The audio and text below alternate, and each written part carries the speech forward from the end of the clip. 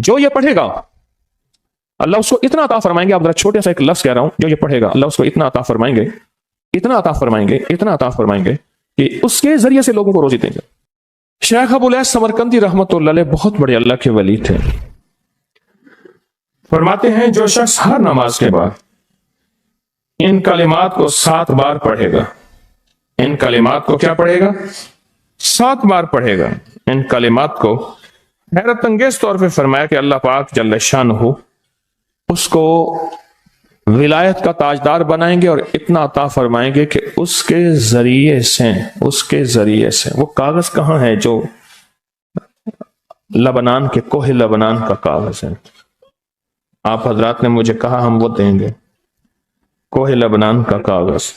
جو یہ پڑھے گا اللہ اس کو اتنا عطا فرمائیں گے. آپ ذرا چھوٹے سے ایک لفظ کہہ رہا ہوں, جو یہ پڑھے گا اللہ اس کو اتنا عطا فرمائیں گے, اتنا عطا فرمائیں گے, اتنا عطا فرمائیں گے کہ اس کے ذریعے سے لوگوں کو روزی دیں گے. وہ ذریعہ بن جائے گا لوگوں کو روزی دلانے کا, وہ ذریعہ بن جائے گا لوگوں کو دولت اور رزق دلانے کا, وہ ذریعہ بن جائے گا لوگوں کو برکات اور ثمرات دلانے کا, وہ ذریعہ بن جائے. اللہ اس کے ذریعے سے لوگوں کو رزق عطا فرمائیں گے. اب آپ ان الفاظ کو غور سے سنیں. دیکھیں, الفاظ سے پہلے میں الفاظ کی حقیقت بتاتا ہوں. الفاظ سے پہلے الفاظ کی حقیقت بتاتا ہوں. آپ ذرا الفاظ سے پہلے الفاظ کی حقیقت کو غور سے سنیں, حقیقت کو غور سے سنیں. یہ بس والوں کے ساتھ آپ نے سفر کیا ہوگا, یہ اکثر ہوٹلوں پہ کھڑے ہوتے ہیں. جب ہوٹلوں پہ کھڑے ہوتے ہیں ڈرائیور اور بس کے عملے کا کھانا مفت ہوتا ہے.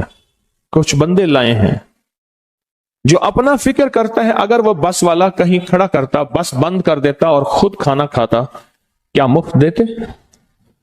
جو دوسروں کو ساتھ لاتا ہے اور جو دوسروں کا فکر کرتا ہے اللہ اس کو بہت زیادہ نوازتے ہیں, بہت زیادہ. حضرت داؤد علیہ السلام نے عرض کیا کہ یا اللہ آپ کا نبی پیارا ہوں, بہت ہی زیادہ پیارا بننا چاہتا ہوں, تو کچھ میرے ساتھ شفقت فرمائے.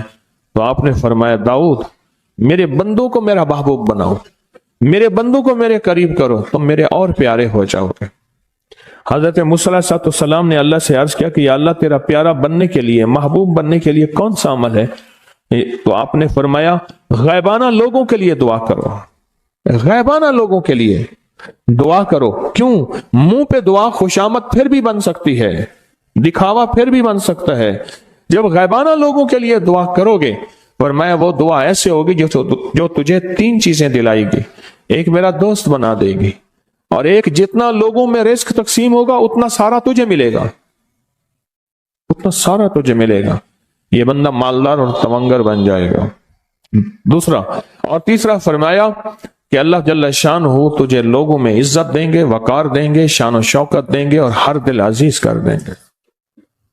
صرف اپنے مزاج سے نکلا ہے, اپنی سوچ سے نکلا ہے, میری جنت ہو, میری قبر ہو, میری آخرت ہو, بس اور کوئی جائے نہیں. میں کہ یہ اللہ کے لیے جب بندہ کرتا ہے. اب آپ میت کی دعا دیکھیں, اللہم اغفر لحینا, حالانکہ ساری دعا تو اس میت کے لیے مانگنی چاہیے تھی. اے اللہ جتنے زندہ ہیں ان سب کو معاف کر دے, ومیتنا جتنے مر گئے سب کو معاف کر دے. میت سامنے پڑا ہے, عین سامنے رکھ کے میت کے لیے دعا نہیں مانگی جا رہی.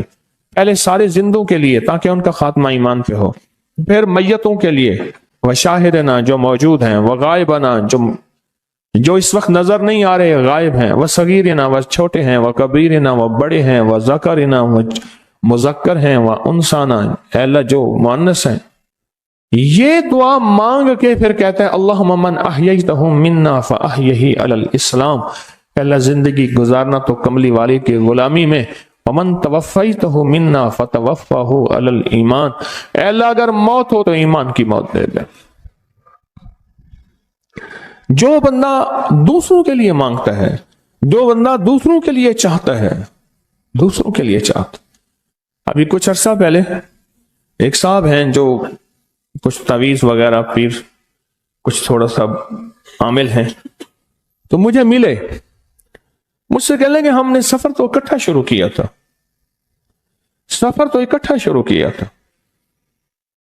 اور مجھ سے کہنے لگے اتنے آگے نکل گئے، وجہ؟ میں نے کہا فرق اتنا ہے، تو نے چھپایا میں نے بتایا، بس تو نے چھپایا میں نے بتایا۔ کہنے لگا نہیں کوئی اور وجہ ہے۔ اچھا، میں پھر اسے باتیں اور چلتی رہیں چلتے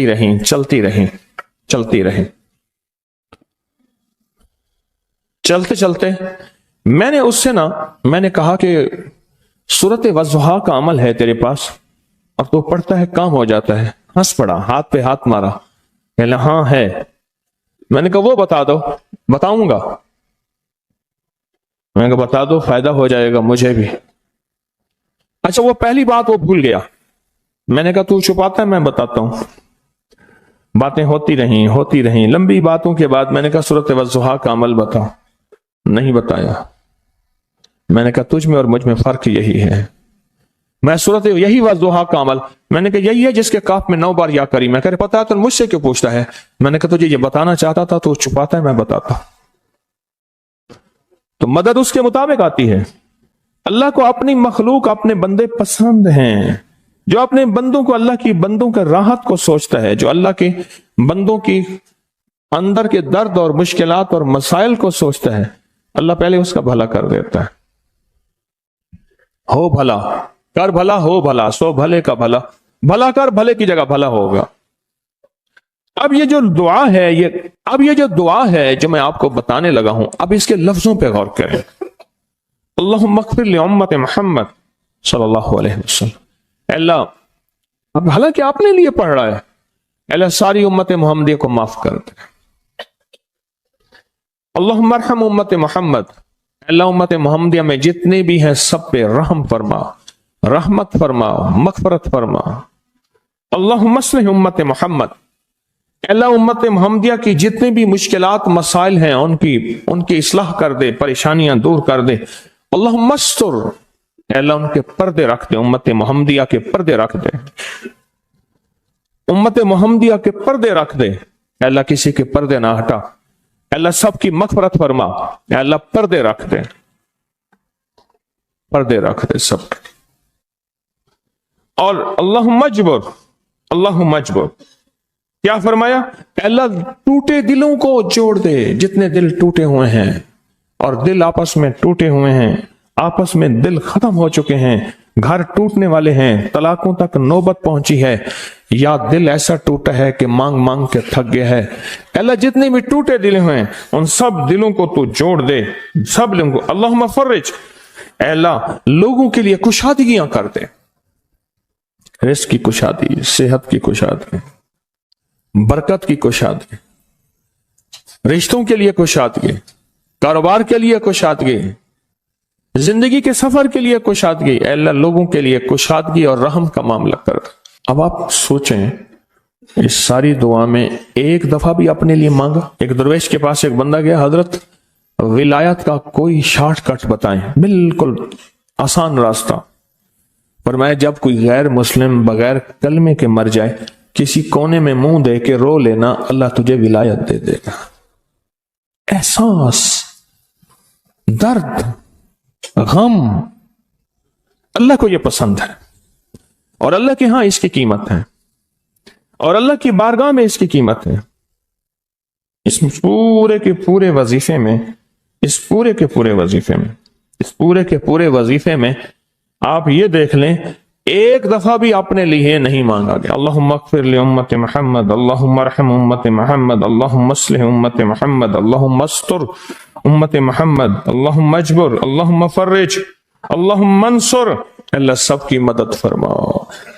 اللہم اغفر لے، اللہ سب کو معاف کر دے۔ ایک چیز بھی اپنے لیے ہی نہیں مانگی۔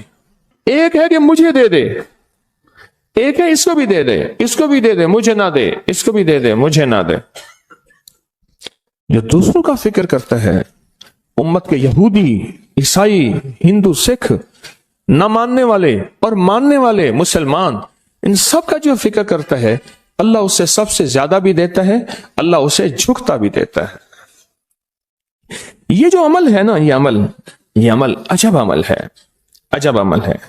یہ کاغذ جتنے پڑے ہیں دیکھیں کتنی تعداد میں ہیں جو مجھے دیے ہیں. یہ عمل ہے. امام جلیل یمنی یافعی فرماتے ہیں ہم چند دوست مل کر کوہ لبنان پر گئے تاکہ وہاں کے رہنے والے، سنا ہے کوہ لبنان میں وہاں عابد رہتے ہیں، زاہد رہتے ہیں، ابدال رہتے ہیں، شاید ہماری بھی کسی سے ملاقات ہو جائے. کہنے لگے ہم 3 دن تک مسلسل چلتے رہے، ہمیں کوئی ہستی نہ ملی. اسی دوران میں میرے پاؤں میں چوٹ لگ گئی اور میں چلنے سے عاجز ہو گیا. آخر میں بلند پہاڑی پر آ کر بیٹھ گیا. میرے ساتھی یہ کہہ کر کہ تم یہاں پر آرام کرو، ہم اطراف میں گھوم کر آتے ہیں کہ شاید کوئی ابدال مل جائے، کوئی درویش مل جائے، کوئی بزرگ مل جائے، اس کی ہم زیارت کر لیں، دعا کرا لیں. وہ دونوں چلے گئے، میں اکیلا بیٹھا رہا. شام تک نہ آئے، حتیٰ کہ رات ہو گئی وہ نہ آئے. اکیلا پہاڑی اور بیابان میں تڑپتا رہا. بھوک، پیاس، دکھ، تکلیف، پاؤں کی تکلیف، پردیسی، مسافر، بیابان، جنگل. دوسرے روز میں نے وضو کے لیے پانی تلاش کیا تو پہاڑی کے نیچے پانی کا ایک چشمہ نظر آیا. وہاں وضو میں کے لیے کھڑا ہوا تو اثنائے نماز کسی تلاوت والے کی آواز سنائی دی. نماز سے فارغ ہو کر میں آواز کی طرف چل پڑا. چلتے چلتے ایک غار نظر آیا. میں دیکھا تو ایک بزرگ ہیں اور وہ بھی نابینا ہیں. میں نے انہیں سلام کیا. انہوں نے سلام کا جواب کر کے پوچھا انسان ہو یا جن؟ میں نے کہا جی میں آدمی میں سے ہوں، انسانوں میں سے ہوں. اور پھر انہوں نے حیرت سے پڑھا لا الہ الا اللہ وحدہ لا شریک لہ، میں یہاں 30 سال سے ہوں اور آج تک میں نے کسی آدمی کو نہیں دیکھا. کتنے سال سے؟ 30 سال زندگی کے گزر گئے ہیں، آج تک ایک آدمی نہیں دیکھا. تم یہاں کیسے آ گئے؟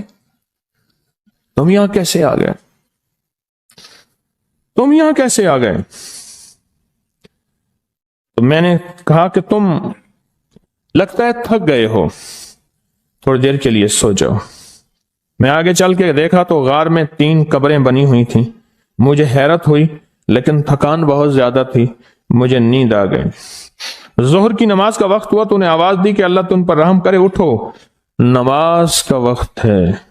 باوجود نابینا ہونے کے اوقات نماز کے ماہر اور واقف تھے. میں نے اٹھ کے ان کے ہمراہ نماز پڑھی. اس کے بعد وہ عصر تک تلاوت کرتے رہے. جب عصر سے فارغ ہوئے تو کھڑے ہو کر انہوں نے 3 مرتبہ یہ دعا پڑھی جو یہ دعا میں نے ابھی پڑھی ہے. صرف 3 مرتبہ پڑھی 3 مرتبہ یہ دعا پڑھی. عارف شاذلی ابو نعیم اصفہانی کے ساتھ لکھی ہے جب ہم مغرب سے فارغ ہوئے تو میں نے ان سے دریافت کیا یا شیخ آپ امت کی مغفرت والی یہ دعا آپ کو کس نے سکھائی؟ یہ آپ کو موتی ملا تو کہاں سے ملا؟ یہ سن کر نابینا بزرگ نے یوں فرمایا جو شخص اس دعا کو روزانہ دن میں صرف 3 بار پڑھ لیتا ہے اللہ اس کو ابدالوں میں شامل کر لیتا ہے. اور دنیا میں اس وقت اربوں کی آبادی ہے، کروڑوں کی نہیں. اربوں میں صرف 40 ابدال ہیں. کتنے؟ 40 ابدال ہیں پوری دنیا میں. اور فرمایا جو شخص اس کو 3 دفعہ صبح شام پڑھ لیتا ہے، 3 دفعہ اس دعا کو روزانہ صرف 3 مرتبہ پڑھ لے اللہ اس کو ابدالوں میں شامل فرما دیتے ہیں. پھر میں نے دریافت کیا یا شیخ آپ کو یہ دعا کس نے سکھائی؟ اتنا بتلا دیں. اس نابینا شیخ نے فرمایا او اللہ کے بندے یہ ایک راز ہے. اس دعا کی حقیقت سننے کی تم میں طلب تو ہے لیکن تاب نہیں ہے. اس راز کو جاننے کا تحمل تمہارے دل میں کتنا ہو سکتا ہے؟ اتنا کہہ کر خاموش ہو گئے.